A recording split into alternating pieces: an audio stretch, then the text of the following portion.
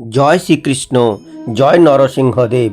আজ এমন এক ব্রতের কথা বলবো যে ব্রত পালন করলে দূর হবে ভয়, নষ্ট হবে অশুভ শক্তি, ঘরে আসে সুরক্ষা, সাহস আর আশীর্বাদ। একটি ছেলে, মাত্র 5 বছর বয়স। তার বাবা তিন জগতের সম্রাট।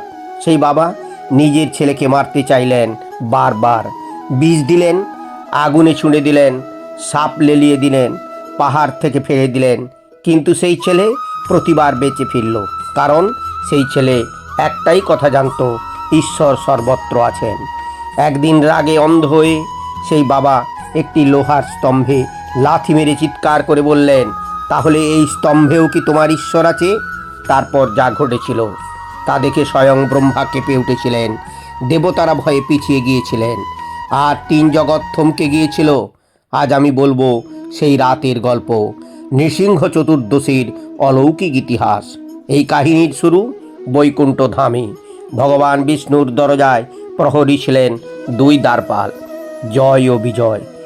একদিন 4 ঋষিকুমার সেখানে এলেন, কিন্তু জয় বিজয় তাদের ভেতরে প্রবেশ করতে দিলেন না।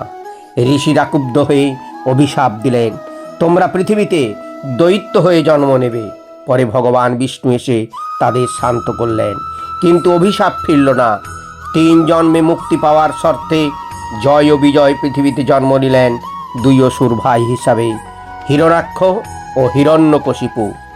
যখন বিষ্ণুর বরাহ অবতার হিরণ্যাক্ষকে বধ করলেন, তখন তার ভাই হিরণ্যকশিপু ক্রোধে জ্বলে উঠল। সে শপথ নিল, আমি বিষ্ণুকে ধ্বংস করব। তারপর শুরু হলো এক ভয়ঙ্কর তপস্যা। হিরণ্যকশিপু মন্দর পর্বতে গিয়ে 1000 বছর কঠোর তপস্যা করল। তার শরীর কঙ্কাল হয়ে গেল, দেবতারা ভয় পেয়ে গেলেন। অবশেষে ব্রহ্মা প্রকাশিত হলেন। হিরণ্যকশিপু বলল, আমাকে এমন বর দিন, কোনো মানুষ যেন আমাকে মারতে না পারে, কোনো পশু যেন আমাকে মারতে না পারে। দিনে না, রাত্রে না, ঘরের ভেতরে না, বাইরে না, ভূমিতে না, আকাশে না, কোনো অস্ত্রে না। ব্রহ্মা বর দিলেন, তথাস্তু। হিরণ্যকশিপু মনে করল, এবার আমি অমর। কিন্তু সে বুঝতে পারেনি তার মৃত্যুর ফাঁদ সে নিজেই তৈরি করেছে। বর পাওয়ার পর শুরু হলো তার অত্যাচার। সে নিজেকে ঈশ্বর ঘোষণা করলো। দেশে দেশে ফরমান জারি হলো, আমাকেই পুজো করতে হবে। দেবতার নাম নেওয়া নিষিদ্ধ হলো, বিষ্ণুর নাম নিলে শাস্তি। 3 জগৎ কাঁপত তার ভয়ে। কিন্তু আশ্চর্যের বিষয়, তার নিজের প্রসাদেই ছিল এক ছোট্ট ছেলে। সে প্রতিদিন বলতো, হরি ওম, বিষ্ণু সর্বত্র আছেন। সেই ছেলে ছিল তার নিজেরই সন্তান, প্রহ্লাদ। প্রহ্লাদ জন্মের আগেই নারদ ঋষির আশ্রমে মাতৃগর্ভে ঈশ্বরের কথা শুনেছিল। তাই ছোটবেলা থেকেই তার হৃদয়ে ভগবানের প্রেম। হিরণ্যকশিপু বহুবার বোঝালো, আমি ঈশ্বর, আমাকে মানো। কিন্তু প্রহ্লাদ শান্ত গলায় বলতো, না বাবা, পরমেশ্বর ভগবান বিষ্ণু। একটি 5 বছরের শিশু, আর তার সামনে দাঁড়িয়ে 3 জগতের সম্রাট। কিন্তু সে ভয় পেল না। হিরণ্যকশিপু ক্ষেপে গেল। সে ছেলেকে মারার আদেশ দিল। বিষ খাওয়ানো হলো, কিচ্ছু হলো না। আগুনে ফেলা হলো, প্রহ্লাদ অক্ষত।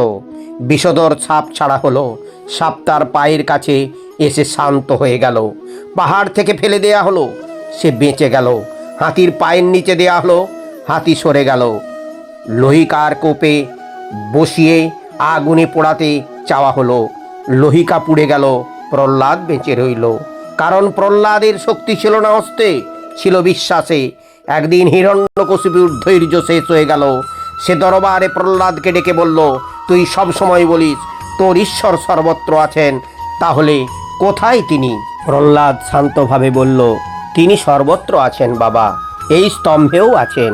হিরণ্যকশিপু প্রচণ্ড রাগে চিৎকার করে উঠল, তাহলে দেখা, এখনই এই স্তম্ভ ভাঙছি। সে সর্বশক্তিতে লোহার স্তম্ভে আঘাত করল। এক মুহূর্ত নীরবতা, তারপর এক বিকট গর্জন। স্তম্ভ ফেটে গেল। আগুনের মতো আলো ছড়িয়ে বেরিয়ে এলেন তিনি, ভগবান নৃসিংহ। অর্ধেক মানুষ, অর্ধেক সিংহ। চোখে জ্বলন্ত অগ্নিশিখা, নখে বজ্রের ধার। দরবার কেঁপে উঠল। এবার দেখুন কিভাবে ভাঙল সেই বর। না মানুষ, না পশু, নৃসিংহ দুইয়ের মাঝামাঝি, না দিন না রাত, সন্ধ্যাকাল, না ঘরের ভিতর না বাইরে, দরজার চৌকাঠে না ভূমিতে না আকাশে, নিজ উরুর উপর তুলে নিলেন না অস্ত্রে, নিজের নখর দিয়ে বিদীর্ণ করলেন হিরণ্যকশিপুকে। এক মুহূর্তে শেষ হয়ে গেল সমস্ত অহংকার। সে নিজেকে ঈশ্বর ভাবত, সে ঈশ্বরের সামনে ধুলায় মিশে গেল। কিন্তু হিরণ্যকশিপু বধের পরও নৃসিংহদেবের ক্রোধ থামল না। দেবতারা এলেন, শান্ত করতে পারলেন না। ব্রহ্মা এলেন, পারলেন না। মহাদেব এলেন, পারলেন না। মা লক্ষ্মীও এগোতে পারলেন না। তখন এগিয়ে এলো এক 5 বছরের শিশু প্রহ্লাদ। সে কাঁপেনি, সে শুধু ভক্তি ভরে নৃসিংহদেবের চরণে মাথা রাখল। আর আশ্চর্য, যে রূপ দেখে দেবতারা ভয়ে দূরে সরে গিয়েছিলেন, সেই ভয়ঙ্কর রূপ কোমল হয়ে গেল। নৃসিংহদেব প্রহ্লাদকে কোলে তুলে নিলেন, স্নেহে আশীর্বাদ করলেন। সেই মুহূর্তে প্রমাণ হলো ভক্তি শক্তির চেয়েও বড়। এই কারণেই নৃসিংহ চতুর্দশী শুধু একটি উৎসব নয়, এটি বিশ্বাসের উৎসব। অন্যায়ের বিরুদ্ধে সত্যের জয়, অহংকারের বিরুদ্ধে ভক্তির জয়, অহংকারের বিরুদ্ধে আশার আলো। যখন মনে হবে চারিদিকে সমস্যা, যখন মনে হবে কেউ নেই পাশে, যখন মনে হবে অত্যাচার থামছে না, তখন প্রহ্লাদকে মনে করুন।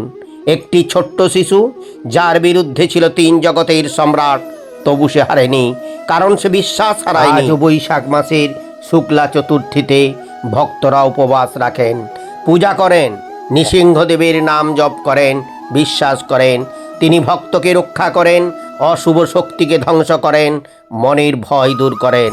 যদি এই কাহিনী আপনার হৃদয় ছুঁয়ে যায়, তাহলে আমাদের চ্যানেলটিকে লাইক শেয়ার করুন, প্রোগ্রেসিভ কালচার চ্যানেলটিকে সাবস্ক্রাইব করে আমাদের পাশে থাকুন।